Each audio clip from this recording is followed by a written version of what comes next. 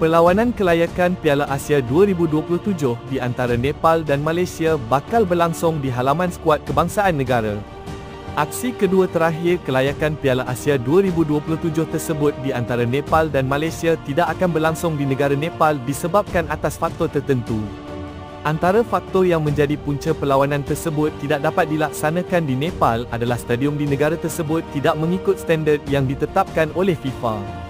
Menurut wartawan Astro Arena, Fadhirul Shuhaimi, Setiausaha Agong AFC, Datuk Seri Winsor Paul John telah mengesahkan venue perlawanan tersebut bakal diadakan di Stadium Bukit Jalil, Kuala Lumpur pada 18 November 2025.